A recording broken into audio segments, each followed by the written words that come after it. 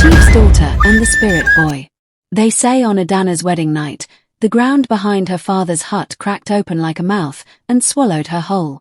All that was left was her white wrapper and the echo of her scream. Adanna was the only daughter of the chief of Umuogu village. She was known for her beauty and her pride.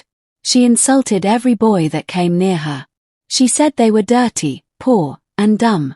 Even Duka, the brave young hunter, wasn't spared. He loved her deeply and tried many times to talk to her. But she'd only roll her eyes and say, You think you're my type? Go and chase rats in the bush. People warned her. They said pride could make a person marry death without knowing. But Adanna didn't care. One night, deep in the forest, a spirit boy was wandering. He was restless. He had died long ago, but his soul couldn't rest. He was angry and hungry.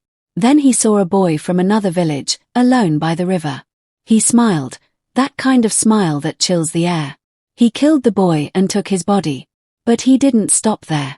He changed his form, made himself tall, smooth-skinned, and unbelievably handsome. He wore shiny beads, gold wrappers, and carried a talking staff. He called himself Adanna, and when he stepped into Umuogu, all the women gasped. They had never seen beauty like that. Adanna saw him too. Her eyes widened. Her mouth dropped open. For once, she chased a man. She followed him around the village, laughing loudly at his dry jokes. Within 2 days, she confessed her love. Adanna smiled, slow and dark. His eyes didn't blink. I love you too, Adanna, he said. Let's get married. That night, her father was told. Adanna came to the chief's hut, tall and proud, and said, I am a prince from the village of Nyemans. I want your daughter's hand in marriage. The chief frowned. Nyemans. I have never heard of such a place. Adanna didn't flinch. It is far, very far. The chief didn't like it. There was something wrong. He called Adanna aside. My daughter, I do not trust this stranger. He is too perfect. Too smooth. Nobody knows him. But Adanna hissed. So, he's better than the bush boys in this village. I love him. I'll marry him, with or without your blessing. The chief sighed. He was old. He was tired. He let her be. The wedding was announced. The village buzzed. Some were happy. Others felt cold wind anytime they walked past Adanna. Even dogs avoided him. Nduka heard about the wedding.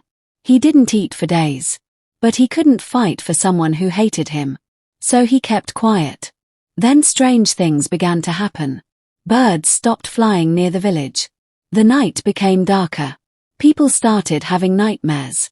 One boy said he saw Tobe's reflection in the river, but it had no eyes.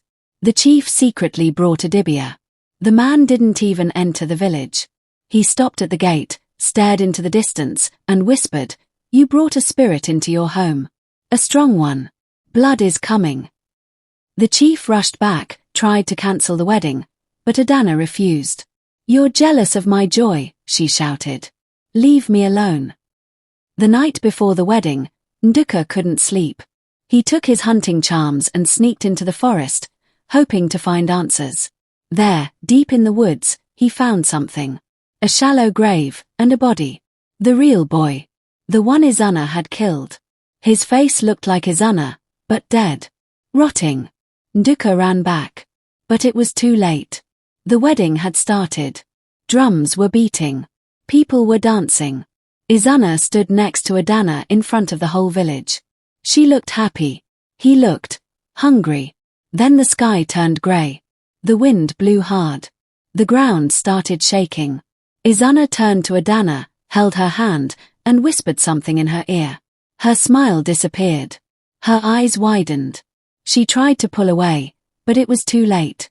They warned you, but you wouldn't listen. You wanted a handsome, wealthy young man, and I have granted your wish. So it's time for us to go home, Adanna whispered to her, laughing loudly. Let's go down the spirit world together. The ground behind her father's hut split open like a mouth. Dark mist poured out. A scream filled the air. Adanna dragged her toward it. Nduka arrived, shouting, He's not human. He's dead. But it was already too late. People screamed. Some ran. Others stood frozen. The chief cried, "Adanna, come back." But the ground swallowed her. Adanna laughed, long, deep, and not human. Then he vanished. The crack in the earth closed up, and the village went silent. No one ever saw Adanna again. But every year, on the day she was taken, women in Umuogu hear a girl crying in the wind. "I just wanted someone rich. I didn't know he was death himself." Be careful what you wish for. Not every prince is alive. If you love interesting African stories, you're in the right place. Don't forget to subscribe to the channel and turn on the notification bell so you never miss a new story when it drops. We've got something exciting every time. You definitely don't want to miss out.